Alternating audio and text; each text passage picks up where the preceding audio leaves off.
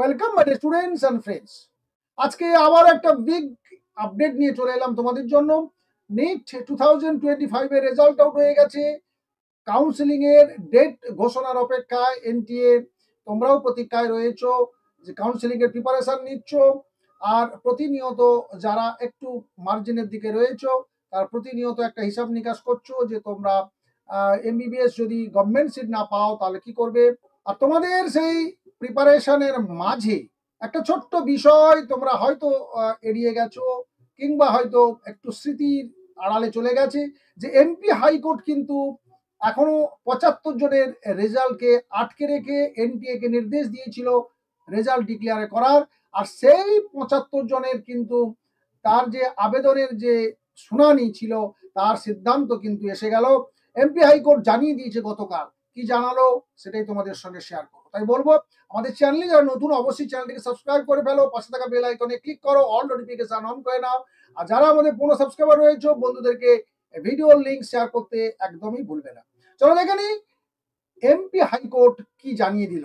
একদম পরিষ্কার জানিয়ে দিয়েছে 75 জনের রি এক্সাম অর্ডার দিয়ে দিল, অর্থাৎ রিনিট এই 75 জনের জন্য তাদের স্কোর নিয়ে এসে র্যাঙ্কিং তারপরে করতে হবে, ফাইনাল র্যাঙ্কিং।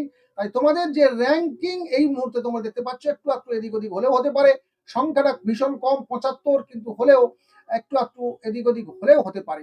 সেইটার জন্য আপাতত মানসিকভাবে প্রিপারেশনটা নিয়ে রাখতে হবে। আর সেই সঙ্গে আরো যে খবরটা তোমরা জানবে যে একমাত্র ওই ইন্ডোরে শুধুমাত্র 75 জন পরীক্ষা দেয়নি, সেখানে 24টি সেন্টারে প্রায় 2000 ক্যান্ডিডেট পরীক্ষা দিয়েছিল। সেই 2000 ক্যান্ডিডেটের কিন্তু এক্সাম রি এক্সাম হবে না।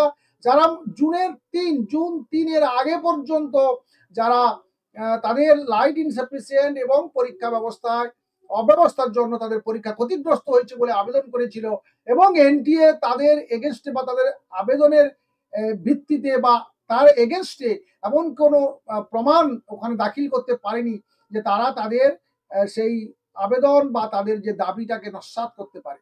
তারা এস্টাবলিশ করেছে তাদের দাবিটা, এবং সেই জন্য এমপি হাইকোর্ট শেষমেশ ডিরেকশনটা দিয়ে দিয়েছেন যে রি এক্সাম নিতে হবে এবং দ্রুততার সঙ্গে নিতে হবে।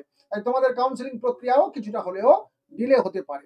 আর এই যে 75 জন কেবলমাত্র only those 75 petitioner who filed before June 3, 2025 will be allowed to reappear for NEET UG, অন্য কারুর জন্য নয়। কিন্তু আশা করি ক্লিয়ার হতে পেরেছো তোমরা, বা যে আপডেটটার অপেক্ষায় তোমরা ছিলে এখন জেনে গেলে যে অ্যাকচুয়ালি এমপি হাইকোর্টে যে আবেদন করেছিল সেখানে কিন্তু ছাত্রদের তরফেই কিন্তু রায়টা গেল।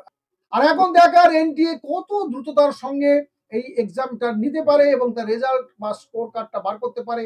তা করবে না সুপ্রিম কোর্টে যাবে, গিয়ে ডিরেকশনটাকে বা যে রায়টাকে নিজেদের ফরে আনার চেষ্টা করবে, যেটা গত বছর বারংবার করেছে। বহু বিতর্ককে ধামাচাপা দিয়ে দিয়েছে সুপ্রিম কোর্টে নিয়ে গিয়ে, সেখানে বিভিন্ন রকম প্রমাণ দাখিল করে সেইগুলোকে চাপা দিয়ে এবছরের জন্য বেরিয়ে এসেছিল। কিন্তু এবছর একের পর এক স্ক্যাম আসা শুরু করেছে। এই তো একটা হলো, এরপরে আবার ওএমআর স্ক্যাম চলছে, জানি না সেটা কতদূর এগোবে। তবে যাই এসে থাকুক, তার আপ টু ডেট খবরাখবর কিন্তু আমরা চ্যানেল দিয়ে যাব। সেই সঙ্গে অবশ্যই কাউন্সিলিং প্রক্রিয়া যখন চলতে শুরু করবে তখন তোমাদের প্রতি মুহূর্তে তোমাদেরকে আমাদের তরফ থেকে এনটিএ ইনফরমেশন যা যা দিচ্ছে সেগুলো ঠিক ঠিক টাইমে তোমাদেরকে জানিয়ে দিয়ে যাবো। তাই চ্যানেলটিতে রেগুলার তোমরা ভিজিট করতে ভুলবে। ভালো থেকো, সুস্থ থেকো, দেখা হচ্ছে নেক্সট ভিডিওতে। Thank you.